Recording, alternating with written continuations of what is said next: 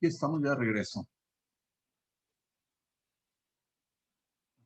Regresando.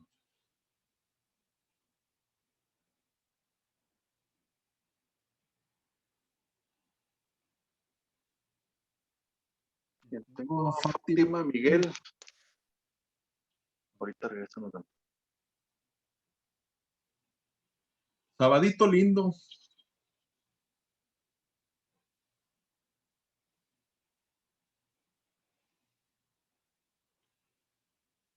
Con lluvia.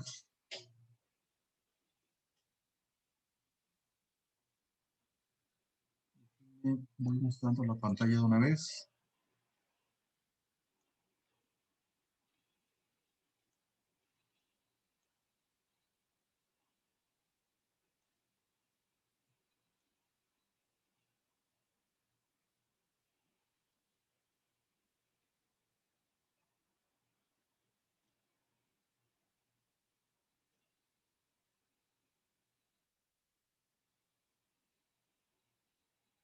Ya van regresando. Llegó José también. Adán Villatoro.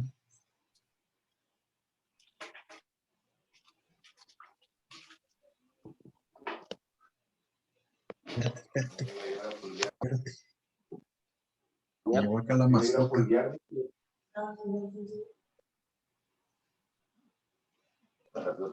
Voy a buscar comida. Ya. ¿Ya vieron mi mascota? Ya. El de Men in Black que habla. ¿Verdad?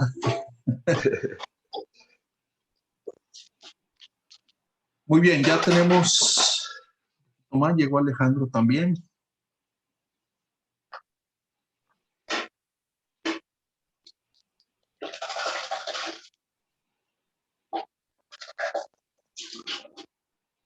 Ya listos para el descansito de fin de semana. Ahorita terminamos ya en un ratito.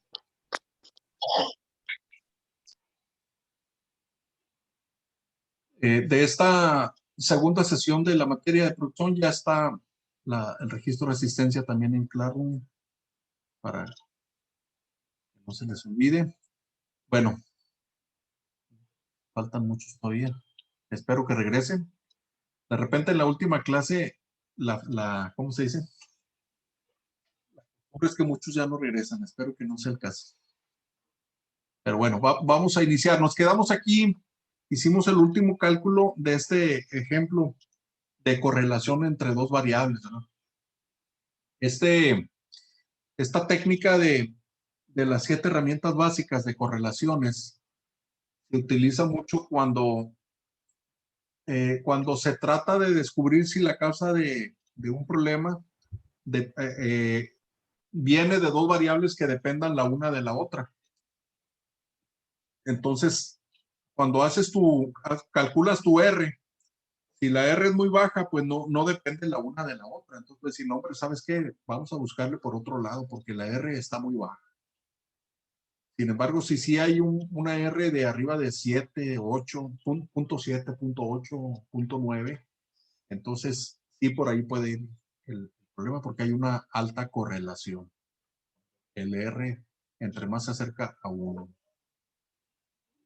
Muy bien. Bueno. Entonces, si hiciéramos una gráfica de correlaciones en cuanto a los alumnos que se presentan en clase, ¿sería una positiva? Exacto. ¿O negativa? No, sería positiva. Bueno, depende, fíjate, si la hacemos de las 3 sesiones, sesión 1, sesión 2, sesión 3, normalmente es negativa. Porque en la primera sesión normalmente se conectan 25, 26. Y luego en la segunda sesión se presentan ya menos, como 20. Y ahorita en la tercera ya hay 12. O sea, es una correlación que va bajando, negativa. Ok, sí, sería negativa. Sí, sería negativa. Ahorita han regresado 12. Espero que se vayan conectando. Ya llegó alguien más, mira. Ojalá y fuera positiva la correlación.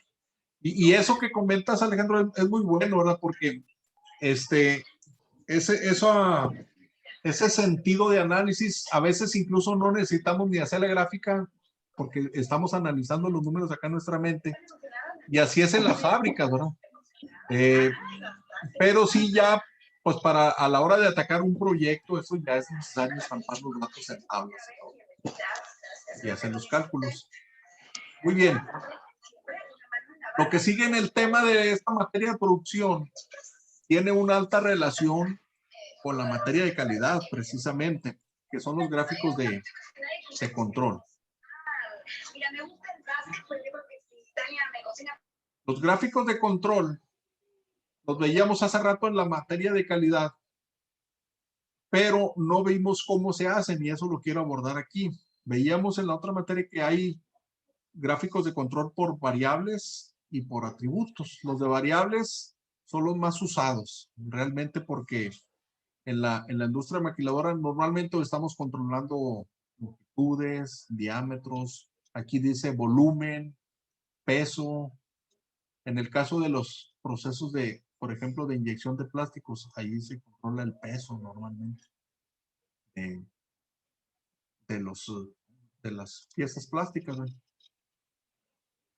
Entonces, pero por ejemplo, el diámetro se controla mucho también en la industria, o las longitudes, dependiendo del producto que se está haciendo. En los casos de ustedes, ¿controlan alguna variable de esta que vienen ahí en sus procesos, los que trabajan en manufacturas? Peso, volumen, longitud, viscosidad, ¿alguno de esos?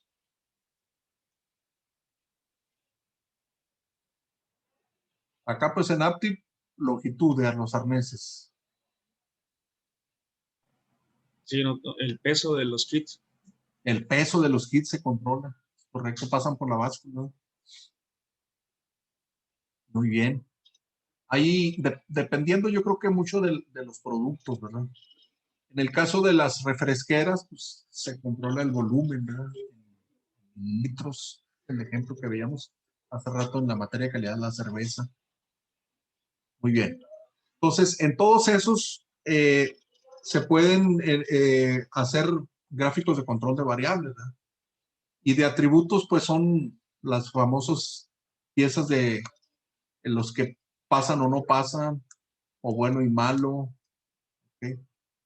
Pago o no pago, pagos atrasados por mes, piezas dañadas sin cantidad, etc. Pues vamos a ver el de variables. Ya veíamos hace rato que los procesos pueden variar dentro de una gráfica de control, ¿verdad? Donde se tienen límite superior, límite inferior, límite de control superior, límite de control inferior. Y normalmente pues, los detectamos cuando se salen de esos dos límites, que aquí vienen con una línea punteada roja, la estoy poniendo, sombreando de amarillo, y eso decimos que el proceso nos está hablando. Pero bueno, ¿cómo le hago? Bueno, dice aquí, se dice que un proceso está bajo control estadístico cuando no hay causas asignables o especiales, que le llamamos también, ¿se acuerdan? Entonces, ¿cómo le hago para hacer esos gráficos? Hace rato hablábamos también de que hay tendencias de repente peligrosas, aunque aparentemente el proceso en ese gráfico de control se vea que está dentro de control, pues no necesariamente lo está, ¿verdad? Por ejemplo, aquí dice señales de inestabilidad en gráficos X barra R. Ahorita vemos qué significa X barra R. Por ejemplo, la primer grafiquita, les voy a poner un número para irlas ahí detectando. La que viene, la que le voy a poner aquí como número 1, esa gráfica, pues ahí vemos que uno de los puntos en el lado izquierdo, la número 1, pues dice 1 más puntos por encima de los límites de control, ya nos marca que está fuera, ¿no? Aquí lo vemos, ese puntito que está fuera. En la gráfica número 2 es fuera, pero debajo del límite inferior. Está muy claro, está fuera. O sea, es inestable. Pero fíjese en lo siguiente. En la número 3 tenemos puntos que todos están dentro del límite de control inferior y límite superior. Pero hay una tendencia, muchachos. Dice 7 o más puntos consecutivos están por encima de los promedios de la línea central. 1, 2, 3, 4, 5, 6, 7, 8. Cuando hay ese tipo de comportamiento en un proceso, tenemos que sospechar que hay algo raro. ¿Ok? Puede ser incluso que el operario esté midiendo las piezas y le da por debajo de la media, pero él los anota de manera suspicaz, vamos a llamarle, por encima. Entonces hay algo raro ahí. Entonces esas tendencias son sinónimo de una inestabilidad. ¿Por qué? Porque en ese caso, por ejemplo, en el número 3, están por encima de la media, pero de repente se te van a salir hacia arriba si sigue esa tendencia. Lo mismo sucede, aquí le voy a poner en el 4, la fijita ahora de la 4. Hay una tendencia, pero ahora ¿dónde? En el 4. 7 o más puntos consecutivos. Hasta abajo de la media. Exacto, hacia abajo de la media. Entonces, eso es algo sospechoso, como dice Alejandro. Si están 7 abajo de la media, de repente se te va a salir hacia más abajo y ahora sí vas a estar fuera de control. Entonces, esas tendencias son sospechosas. En la gráfica número 5, 7 o más puntos consecutivos decrecientes. Fíjense cómo el primer punto en esa que está encerrado ahí en un círculo, como el primer punto está arriba de la media. ¿Sí? Luego sigue bajando, pero sigue arriba de la media. Los primeros 4 o 5, sí, a pesar de que van decreciendo, están arriba de la media, pero luego se bajan 3 puntos debajo de la media. Entonces, ese proceso muy seguramente se va a ir hacia abajo del límite de control inferior, muchachos. Es una tendencia muy peligrosa esa. Esa es más peligrosa que la 3 y la 4. ¿Qué quiere decir? Que allí el proceso que está fabricando ese producto se rompió algo, una refacción, o se descompuso ahí un termómetro que está midiendo la temperatura. Algo pasó, una causa especial. Entonces, esos 7 puntos o más decreciendo es muy peligroso. Y viceversa, la gráfica número 6, 7 o más puntos crecientes, pues va creciendo, creciendo, creciendo, que se van a salir hacia arriba también. Entonces, acuérdense lo que decíamos, un ingeniero industrial aprende a escuchar al proceso, el proceso allí ya te está hablando. Entonces, acuérdense de los gráficos de control, ese número es mágico, 7 o más puntos. El 7. Ese número que no se les olvide dentro de los gráficos de control. El 7 puntos consecutivos con una tendencia rara, ya es algo malo. ¿Qué pasa en los gráficos del lado derecho? Vamos a ver el 7. El 7. ¿Están todos dentro del límite inferior y superior? Sí, ¿verdad? Pero fíjense que hay una cosa rara allí. Muchos puntos se acercan al límite superior y muchos puntos se acercan al límite inferior. ¿Sí lo ven? Estoy tratando de agarrar la plumita. Entonces, eso está peligroso. Ahí viene el comentario, dice menos de 2/3 del total de puntos dentro de un tercio medio. Entonces, aquí estoy poniendo los que quiero agarrar la plumita amarilla. Fíjense cómo todos esos puntos se acercan al límite superior, los de amarillo. Y abajo, los de amarillo también, se acercan mucho al límite inferior. Son pocos los puntos que están cerca de la media. Entonces, eso es muy peligroso también. Si a ti como ingeniero industrial, un gerente te habla de repente y te enseña esa gráfica, no le vas a decir que está muy controlado el proceso, porque te estás dando cuenta que sí están dentro de los límites, pero están muy cerca de los dos, el inferior y el superior. La gráfica que sigue, que le voy a poner el número 8, esa está engañosa. Está muy controlado el proceso, pero está sospechoso. ¿Quién me puede decir por qué está sospechoso? Esa, la número 8. Ahí nos dice el texto de alguna manera, ¿no? Fíjense cómo todos están muy cerca de la media, todos los puntos. Unos arriba, otros abajo. Y ojalá sea verdadero eso, ¿no? Eso es un proceso muy controlado, pero como ingeniero industrial puedes sospechar. Hay ocasiones, muchachos, me ha pasado a lo largo de mi profesión en las fábricas, de que hay operarios que miden una pieza y les da fuera de los límites, pero la registran que está dentro. ¿Por qué sucede eso? Por flojera para retrabajar, por no ser chismoso. Hay muchas, los humanos somos muy raros. La mayoría somos honestos, es lo bueno. Ponemos lo que detectamos. Pero hay ocasiones en que la gente le gusta registrar datos muy cerca de la media. Mienten, ¿verdad? Entonces, pues, ojalá y sea un proceso verdadero ese del número 8, pero si siempre, todos los días sucede eso, pues hay que sospechar, ¿no? Y es muy fácil ir a hacer una pequeña auditoría y ahí te vas a dar cuenta. Ok, el número 9. ¿Por qué está raro ese proceso, el número 9? Ahí nos dice el texto, ¿no? Dice figuras repetidas, patrones consistentes.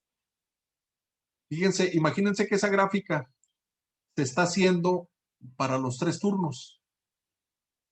Ese patrón de los que están arriba de la media puede ser un turno, o un operador que siempre registra arriba. O hay operadores que siempre registran abajo. Entonces, esos patrones así de figuras repetidas, hay que sospechar de ellos también. No quiere decir que sea incorrecto, pero sí hay que verificarlos, hay que asegurarse. Ok. La número 10, esa sí está media fea, ¿verdad? ¿Sí la ven? Tendencia creciente, exagerada. La número 11, otra tendencia decreciente también. Están dentro de los límites, pero todos los puntos están creciendo o decreciendo. Y la número 12, que es la última, otra que es sospechosa, 2 de 3 puntos consecutivos cerca de los límites. Aquí hay 3 puntos, pero de esos 3, 2 están cerca del límite superior. Y luego, acá hay 3 puntos consecutivos, 2 de los cuales están cerca del límite inferior. ¿Okay? Entonces son tips para detectar ciertas anormalidades en los procesos de producción mediante el gráfico de control. Ok. Vamos ahora sí a irnos al ejercicio numérico. ¿Cómo le hago yo para hacer un gráfico de control si yo soy de ingeniería industrial y me encargan hacer un gráfico de control? ¿Sabes qué? Ve, ya está el gráfico de control de la línea. Tengo que saber, de verdad. Entonces, dice, para indicar las variaciones observadas en la calidad cuando son mayores que en las causaría la casualidad, dice, se usa el método de análisis y presentación de datos.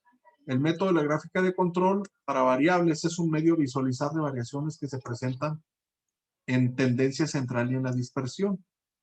Dice, muestra en un registro gráfico de la calidad determinada, de una característica determinada, por ejemplo, en la figura 1, se presenta un proceso que no es estable. Y lo vemos. Ahí está el punto fuera del límite superior. Entonces, las gráficas de control, se puede graficar el valor directo, muchachos, de la longitud, del diámetro, etcétera. Pero lo que se utiliza más es graficar las medias o los rangos. Por ejemplo, imagínate que estás midiendo, en este caso, dice aquí, es dureza, durómetros, dicen en el eje de las X. ¿Okay? Por ejemplo, donde yo trabajé en GCT, se medía la dureza de la piel. Una piel automotriz, pues se espera que sea suave, ¿verdad? Un vehículo, un carro del año, imagínate que tú te metes al carro y quieres sentir esa suavidad como cliente, ¿verdad? Pero hay pieles automotrices de las camionetas, las que son de uso rudo, la F-150, la Ram 1500, que esa, la piel no debe ser tan suave. ¿Por qué creen? A ver, ingenieros. Porque las usan para trabajo pesado. Exacto, para trabajo rudo. Entonces, imagínate que a una camioneta de esas le metas una piel suave, pues el cristiano de por sí es rudo, cuando se suba allí y peor si de la bolsa lleva herramientas, en la bolsa del pantalón o algo, se va a romper rápidamente la piel. Entonces, es lo que se usa en la industria automotriz. En las camionetas se le mete una piel más dura, se llama, o menos suave. Entonces se mide la dureza, es una especificación de calidad, estar midiendo la dureza de las pieles, o la suavidad en este caso. Muy bien. Entonces, aquí vienen, por ejemplo, en esta tabla izquierda, mediciones que se hicieron de dureza. Vamos a imaginar que es eso, ¿no? Una piel. Entonces, viene, por ejemplo, subgrupos. Se toman muestras a vamos a checar la primera columna. A las 8:30 de la mañana llega alguien de calidad con una piel y mide 55 unidades de dureza. Toma otra piel automotriz y mide 52 de dureza. Toma una cuarta piel y mide 51 de dureza, tercera, perdón, y la cuarta 53 de dureza. ¿Cuánto suman? Pues suman 211. ¿Okay? Se saca la X testada, el promedio. ¿Cómo le hago? Divido 211 entre ¿cuánto? ¿Cuántas muestras fueron? 4. Entonces eso me da 52.8. ¿Okay? 4.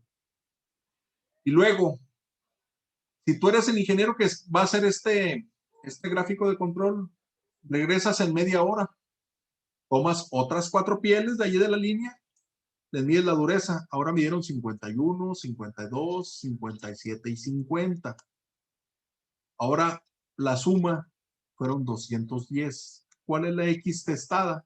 Ah, pues divido 210 entre 4 y me da ahora 52.5. Y así, regreso a las 10:40.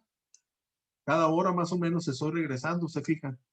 Tomo 4 muestras. El muestreo tiene que ser el mismo en cada ocasión, ¿ok? La misma cantidad de muestras. Entonces, ya yo saqué aquí las X testadas, la dureza promedio en cada muestreo. 52.8, 52.5, 49, 44 y 52. Y los grafico. Hay una gráfica que se llama gráfica X testada. Si se fijan, no voy a graficar cada valor, nada más voy a graficar los promedios. ¿Ok? Entonces, el primer subgrupo, ¿qué promedio tuvo? 52.8. Y lo ven en la tabla izquierda. Entonces me vengo acá a la gráfica y dibujo un punto en el 52.8. Voy a tomar la plumita. Y el segundo punto lo voy a graficar ¿en qué? ¿En qué valor? De acuerdo a la tabla. A ver, ingenieros. 52.5. Es correcto. 52.5 y así sucesivamente. Okay. Eso está bien fácil, ¿verdad? Porque ahí todavía no hablo de cuánto vale mi límite superior e inferior. Pero yo ya sé cómo voy a iniciar a hacer mi gráfica. Ok. Esa es la más famosa de gráficas de control en todo el mundo, la gráfica X testada. Hay otra gráfica que se llama la gráfica R. Ok. Es la gráfica de rangos. Fíjense bien. Aquí no viene la tabla, pero no sé si viene. Abajo de la X testada viene R. ¿Qué significa R? Significa rango. Voy a poner rango. En el primer grupo de datos, ¿cuál fue el máximo valor? Lo voy a poner en color naranja. El máximo valor del la primer columna en la tabla. 55, ¿están de acuerdo? El valor más grande, estamos hablando de dureza. Sí, sí, sí. Y el menor, 51. 51. Yo resto el valor mayor menos el menor, 55 menos 51, me da 4. Ese es el rango para ese grupo. Para el segundo grupo, ¿cuál es el valor mayor? 57, ¿lo ven? Y el menor, 50. 50. Si Pitágoras no mintió, 57 menos 50 me da 7. Ese es el rango. Entonces el rango es la diferencia del mayor al menor. ¿Ok? Grupo 3. Mayor, 50. Y el menor, 48. ¿Lo ven? Rango, 2, 50 menos 48. Entonces, mi gráfica R de rangos en el primer subgrupo me dio 4. Ahí está el punto 4. Y luego me dio 7. Y luego me dio 2 y 2 y 5. Entonces, a lo largo de los días puedo seguir graficando yo, extiendo mi gráfica. Aquí sucede algo curioso. Se fijan que en la gráfica de arriba, si esos fueran los límites correctos, el superior y el inferior, hay un punto que está afuera, ¿sí lo ven? En la gráfica de X estoy hablando. ¿Cuál es el punto que está afuera? El del 6, no, arriba del 6. Correcto. Oh, no, yo estaba hablando de la de abajo. No, Entonces estoy sería de la de arriba, Sí, entonces sería la de mero abajo, ¿no? la de mero abajo. Bajo a 45. Este punto, está encerrando un círculo naranja, ese está fuera de control. Si esos fueran los límites, ¿verdad? Ok. Pero sin embargo, estamos hablando, ese punto pertenece al grupo 4, ¿verdad? Sin embargo, en la gráfica de rangos, el grupo 4, pues se ve muy normal, porque es un rango de 2. Entonces, los límites de la gráfica de rangos, aquí nos dice que el límite superior es 7. ¿Ok? Entonces, se pueden usar de diferente manera la gráfica de X testada o la R. Ahorita vamos a ver. Ahora, la pregunta es, bueno, ¿cómo le hago para calcular mis límites? Porque ahí alguien nos dio los límites, ¿verdad? Entonces, hay un metodito que les voy a dejar aquí de cómo hacer esas gráficas. Obviamente se selecciona la característica de calidad. En el ejemplo anterior, ¿cuál era la característica? Pues la dureza de la piel. ¿Okay? Se escoge un subgrupo racional. ¿Okay? Un subgrupo racional se refiere como ahorita lo vimos, ¿verdad? Aquí hay subgrupos. ¿De cuántas muestras? Bueno, dijimos de 4 muestras. Hay ocasiones, muchachos, que se puede hacer una muestra mayor, que es fácil de medir el producto o la dureza en este caso. Pero hay ocasiones en que la muestra tiene que ser muy pequeña porque el producto, la prueba, vaya, a la que le vas a someter para hacer esa medición es destructiva. Los de calidad saben de eso, ¿eh? Entonces, cuando la prueba es destructiva, pues la muestra es pequeña. Okay. Se reúnen los datos, se determina en forma tentativa la línea central y los límites de control, se establecen las líneas centrales y los límites de control revisados y se alcanza el objetivo. Aquí viene en el lado derecho una idea de qué tamaño de la muestra puedo seleccionar, dependiendo del tamaño del lote. Por ejemplo, ahí en Medline, si hay un lote que trae cierta cantidad de cajas, que es menor de 90, el tamaño de muestra puede ser menor que 10. Pero hay fábricas, muchachos, donde la cantidad de piezas que van adentro de un lote son muy grandes. Imagínate si empacan piezas pequeñas, pues el tamaño del lote sube. Si el tamaño del lote, por ejemplo, es de 400 piezas, el muestreo que se va a hacer es de 25 piezas, es lo que se aconseja, ¿no? Y esto es una tabla de calidad dependiendo del nivel de inspección que se requiera. En este caso, esta tabla pertenece a un nivel de inspección normal, ¿verdad? Que le llaman nivel 2. Si ya se quiere hacer un nivel de inspección estricta, pues la muestra va a crecer. Okay. Vamos a ver ahorita un ejemplo. Por ejemplo, este es un ejemplo que viene en el texto de Westerfield.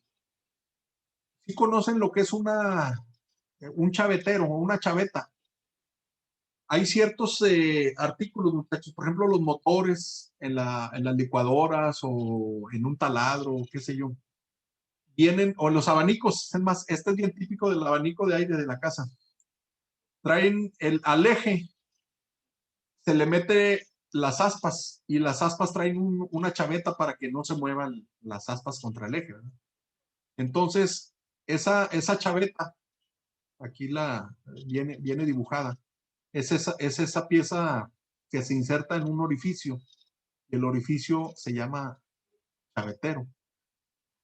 Le pongo aquí el nombre los explico porque viene no voy a leer todo el texto, pero viene ahí explicado en el texto, ¿verdad?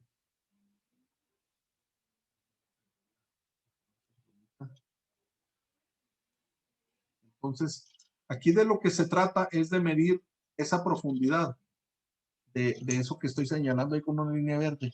Esto se le llama chavetero. Es donde entra la chaveta, por eso se llama chavetero. Esta piececita más oscura es la chaveta.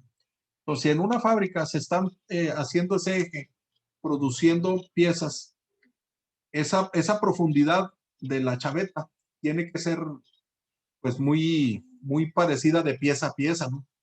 ¿Para qué? Para que la chaveta se inserte de manera correcta. Entonces aquí te explica todo el texto, dice, al anotar las mediciones de una pieza con otra, dice, se facilita la operación al sumar cada subgrupo. Dice, un método alternativo para anotar los datos se muestra en la figura 5.2. Suponiendo, bueno, aquí viene, por ejemplo, la profundidad de la chaveta. Déjenme ir un poquito más abajo al texto para donde viene la especificación. Explica aquí, dice, por ejemplo, la chaveta. Aquí está. Dice, debido a la dificultad de montaje, dice, se utiliza una cuña y un cuñero, o chaveta o chavetero.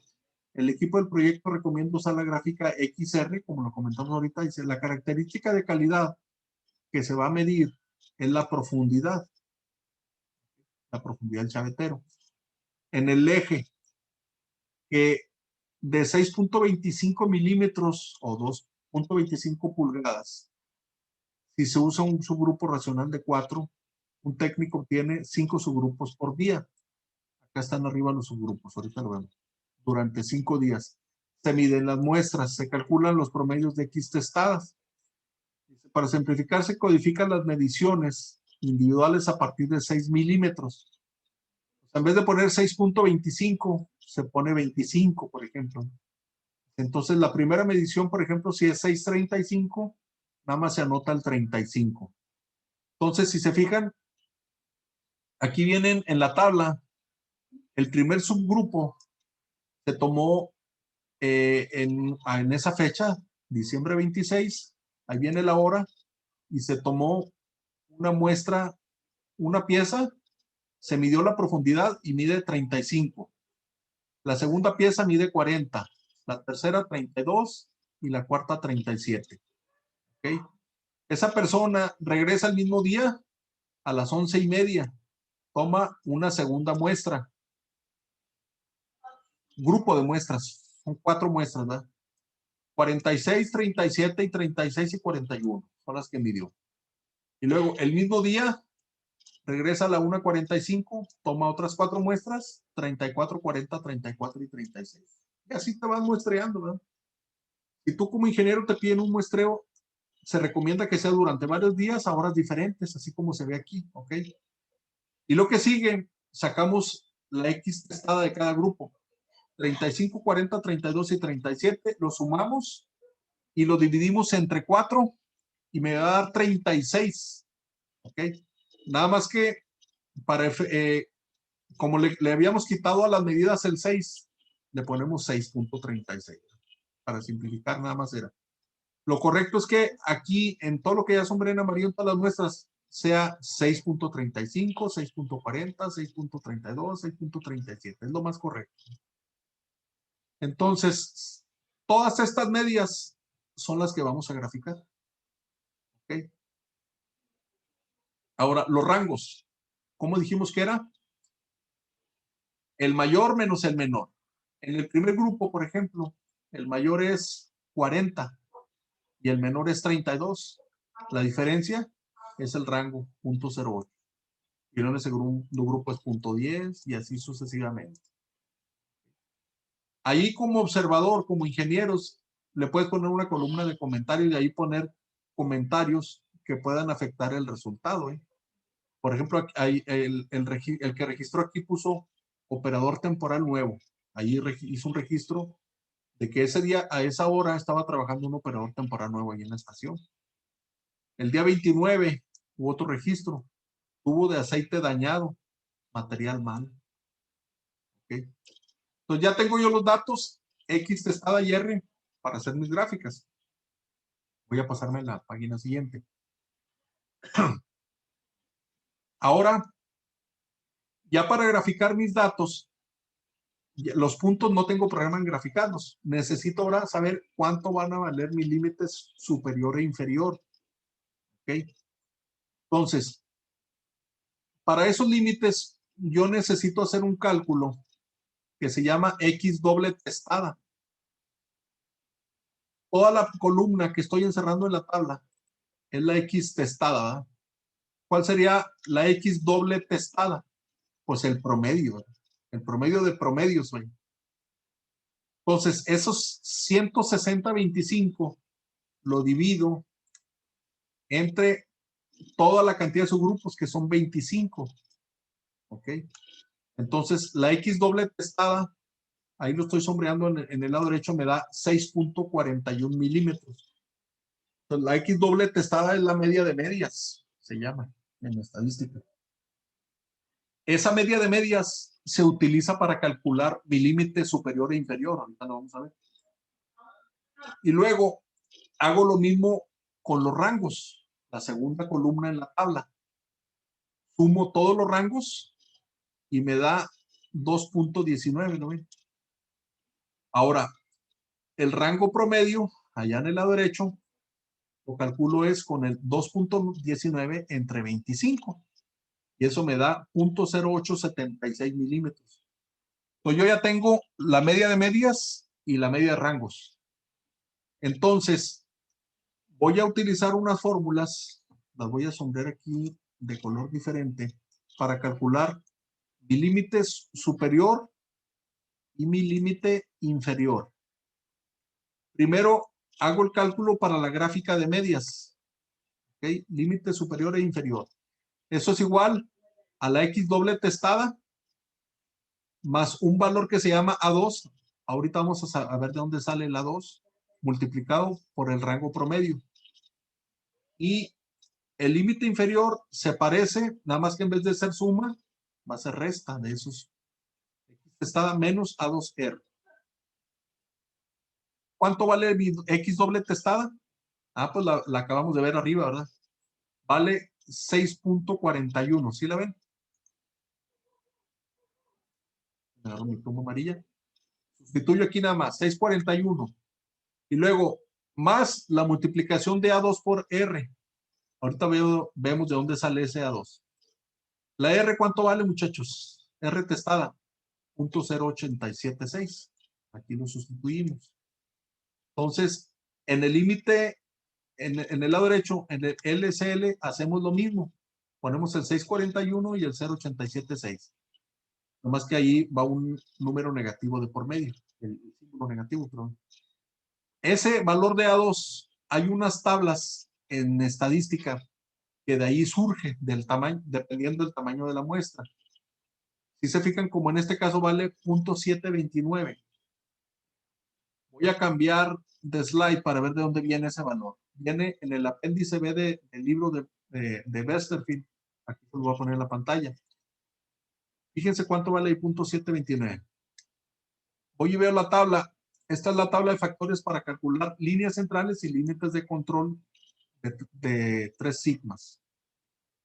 Si se fijan en mi muestra, de cuántas muestras estuve tomando cada ocasión, en este caso, para el chavetero.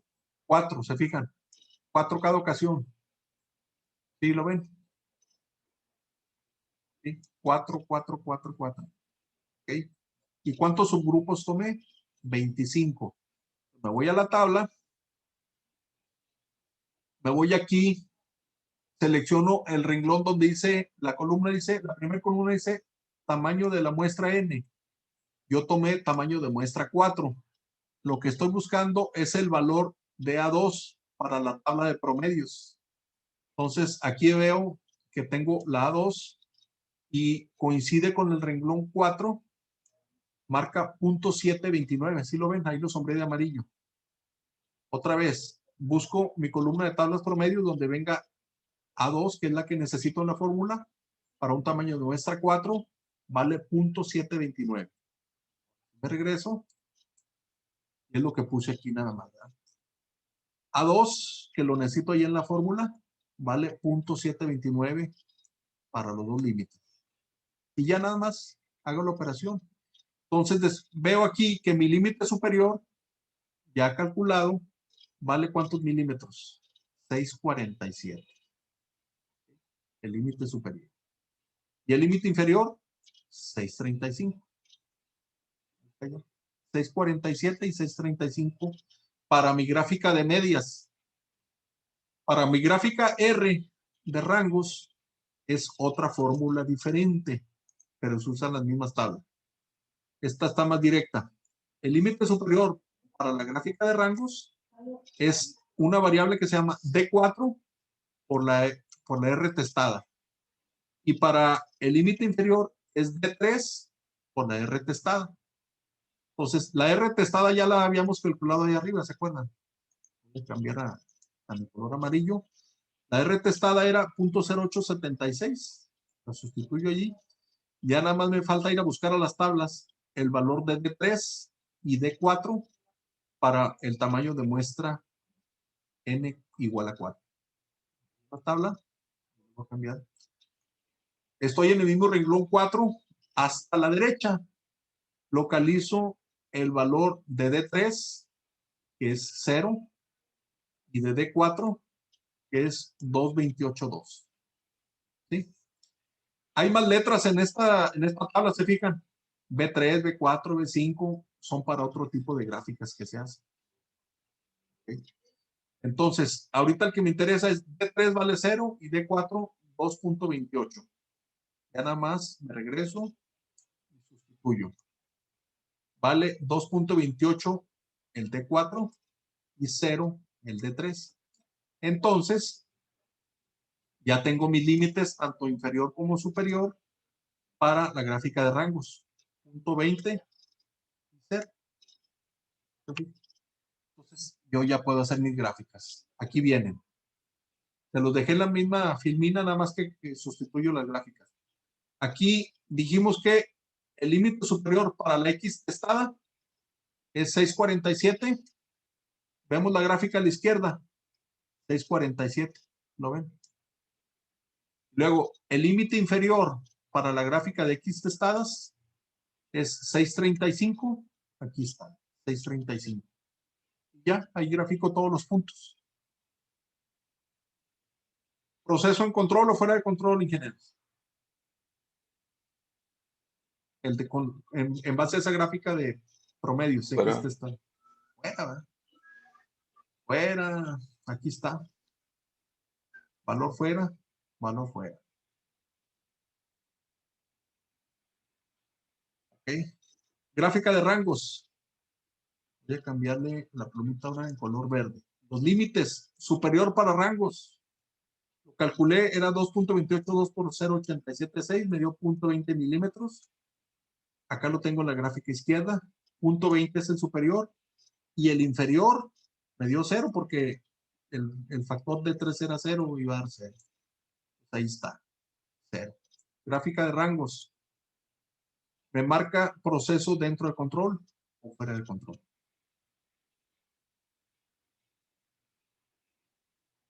Rangos.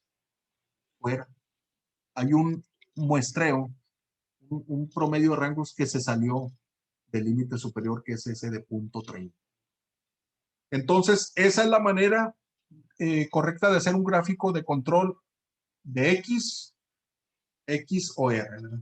Para los que trabajan en calidad esto es muy útil, y para los que no trabajan en calidad pero ya van encaminados a ser ingenieros industriales, esto es el pan nuestro de cada día en la maquiladora. Ahora, aquí lo hicimos de manera el cálculo así muy manual y todo con las fórmulas. Actualmente en el Excel y en el Minitab, nomás le metes los datos y te lo da solo. ¿Okay? Se los voy a mostrar en el Minitab, les decía en la otra materia, porque el Minitab se utiliza actualmente en toda la industria. ¿Preguntas aquí, jóvenes? Entonces ya aprendimos cómo hacer desde cero un gráfico de control de medias o de rangos. ¿Okay? Usando este ejemplo del chavetero en este caso. Ustedes pueden hacerlo para cualquier proceso donde haya variables de por medio, números. Entonces, aquí estaríamos terminando prácticamente la clase, muchachos. Déjenme tomar la evidencia. Lo que les voy a dejar de trabajo en para la clase de hoy va a ser precisamente que elaboren, déjenme tomar la evidencia. Les digo la tarea. Me hacen favor de descubrir sus cámaras, los que tengan cámaras para la evidencia, se los voy a agradecer bastante. Tenemos un total ahorita de 18 conectados. Bajó contra la primera, éramos 24, ya nos regresaron 6. Aquí veo a Alejandro, Miguel,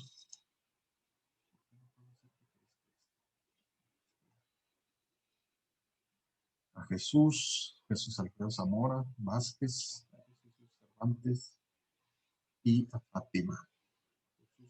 Jesús Gilberto tiene una imagen. Ahí está ya. Les decía, la tarea de hoy va a ser hacer un gráfico de control. Quienes lo puedan hacer de un producto del que estén fabricando es lo ideal. Quienes no estén trabajando, pues lo pueden bajar de datos de internet, ¿verdad? Pero así como les puse el ejercicio para que apliquen las fórmulas para poder practicarlo, ¿verdad? Vamos a hacerlo de esa manera, esa sería la tarea. Todavía no subo esa actividad en Classroom, pero ya lo pueden ir haciendo. Es hacer una gráfica de control como ese ejercicio que hicimos. Van a ser 2 gráficas, la X, para la X testada, doble testada, y para la R. ¿Okay? ¿Preguntas? ¿Lo elaboramos manualmente o se puede hacer por medio de Excel y así? Lo pueden hacer en Excel si se les facilita. Yo creo que es lo más, la tabla pues en Excel te saca rápido los promedios y los rangos y todo. Sería bueno hacerlo en Excel mejor.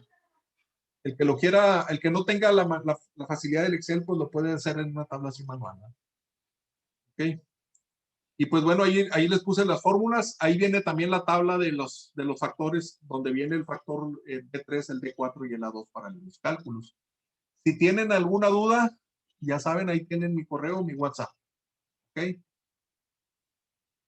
Y bueno, ya tengo la evidencia de la clase. Sería todo por hoy, jóvenes. Les agradezco mucho la asistencia. Y pues nos vemos la próxima semana. Que tengan bonito fin. Cuídense mucho porque la pandemia no para. Gracias, profe. Hasta luego. Buen fin. Profe, gracias. Gracias, profe. Hasta luego, profe. Hasta luego. Cuídense. En este momento dejo de grabar la clase.